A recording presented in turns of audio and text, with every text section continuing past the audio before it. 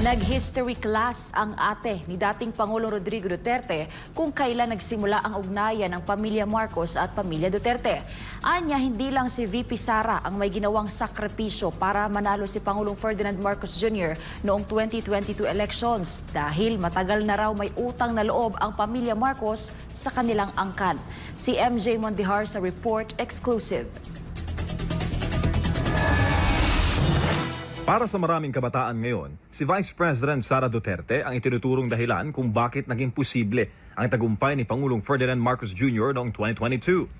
Ayon sa Pulse Asia at SWS surveys mula 2021, si VP Sara ang consistent na nangunguna sa presidential race.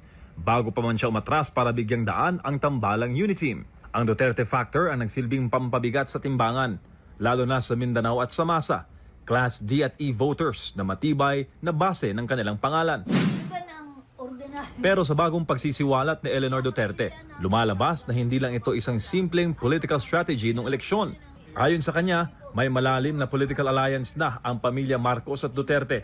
Isang alyansang nagsimula pa sa panahon ni Ferdinand Marcos Sr. At ngayon ay tila may pilit ng sinisingil na utang na loob. Election pa lang, alam na ni Marcos Sr. hindi siya manalo. I don't know if it was Macapagal or whoever was kalaban niya. Alam niya kasi malakas. Kaya ang tao manggod sa Luzon, mixed club na sila, Ilocano, Pampangueño, Bicolano, gano'n, Caviteño. Parang nagsorbe-sorbe siya, hindi siya manalo. Punta siya dito. Kaya puntahan ko yun. May taong respetado diyan sa Mindanao. May nag-advise siguro sa kanya, si Duterte, si Gobernador Duterte. Malinis sa tao yan. Presko pa sa alaala ng 83 anyos na si Miss Duterte ang mga tagpo ng personal na magpunta sa bahay nila noon dito sa Davao City si Marcos Sr. para hingin ang suporta ng kanyang ama para sa 1965 presidential elections. Panahon ito na matinding banggaan sa politika. Isang no-holds-barred na labanan sa pagitan ni Marcos Sr. at ng nooy nakaupong Pangulo ng bansa na si Diosdado Macapagal. Punta siya dito. Kinausap niya ang tatay ko, tulungan siya. To win enough votes in Mindanao to offset doon sa kalaban niya. First term, he won. Sabi ng father ko, tulungan kita. But in Mindanao at that time, mga leaders dito na may pangalan, even in the region of Sulu, Pulo, ganyan.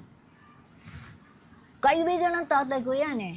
Kaya, for him to campaign na si, butuhan na nato si Marcos kay, dili ni mo daog, ang yang kalaban dito, malakas sa Luzon. Kampanya na sila, kampanya na gano'n. To make a long story short, he became President of the Republic of the Philippines. At ngayong nabuwag na ang unity mo ang tambalang Marcos Jr. Sara Duterte, nakikita ng ate ni Tatay Digong na nauulit muli ang kasaysayan. Kasaysayan ng isang pamilya na gustong manatili habang buhay sa kapangyarihan.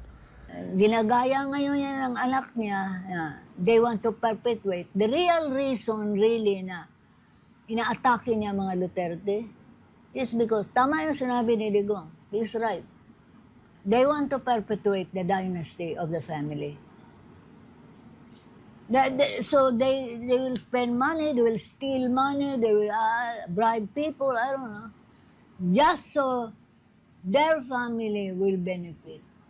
Political move yan eh. Alam ko yan. Matagal ko nang alam yan. Para sa Diyos at sa Pilipinas kung mahal,